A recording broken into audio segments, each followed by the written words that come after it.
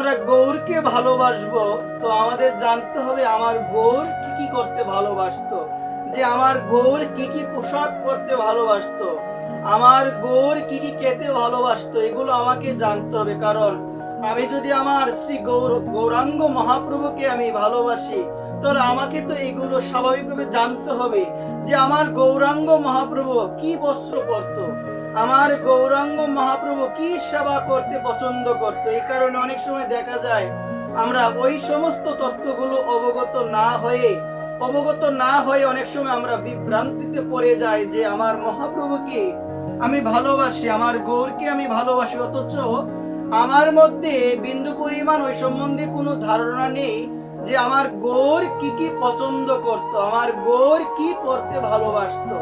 মায়েদের চরণে আমি নিবেদন করে বলছি, আমার প্রেমের ঠাকুর শ্রীমান গৌর হরি তিনি কি কি পড়তো ভালোবাসতো, এই সম্বন্ধে একটু মনোযোগ সহকারে শোনার চেষ্টা করো যে আমার মহাপ্রভু কি কি করত এবং আমার শ্রীকৃষ্ণ চৈতন্য মহাপ্রভু তিনি কোন ধরনের পোশাক পরতে ভালোবাসতো। আজকে আমি একটু বলছি, কথাটা একটু মনোযোগ সহকারে শুনতে হবে।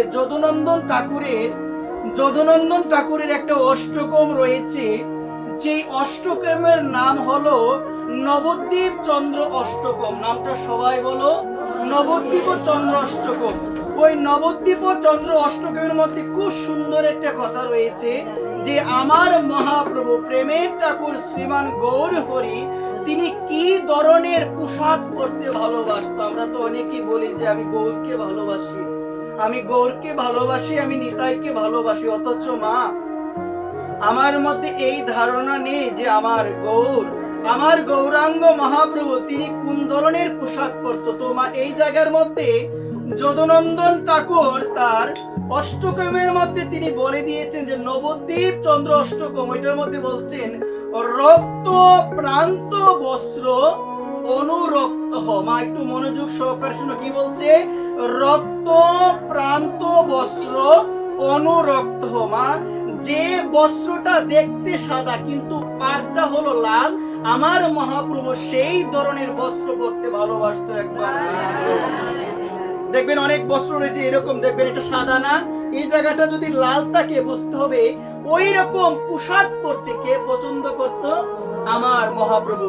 যদুনন্দন ঠাকুর তার নবদ্বীপ চন্দ্র অষ্টকমের মধ্যে বলছেন আমার মহাপ্রভু তিনি কোন ধরনের পোশাক পরতে ভালোবাসতো, রক্ত প্রান্ত বস্ত্র অনুরক্ত, মানে যে বস্ত্রটা সাদা কিন্তু পাড়টা হলো লাল, ওই রকম বস্ত্র পরতে কে ভালোবাসতো, আমার মহাপ্রভু। যখন 24 বছর যখন আমার মহাপ্রভু নদিয়ায় ছিল, সন্ন্যাস নেই তখনও, 24 বছর নিয়েছিল সন্ন্যাস, কিন্তু 24 বছরের আগে আমার শ্রীকৃষ্ণ চৈতন্য মহাপ্রভু তিনি থাকতো কোথায়, নদিয়ায় নবদ্বীপে থাকতো। তখন তিনি কি পোশাক পরতে ভালোবাসতো, রক্ত প্রান্ত বস্ত্র অনুরক্ত, মানে পাড়টা হলো লাল আর গাটা হলো কিরকম গো, সাদা। একবার প্রেম সুবল।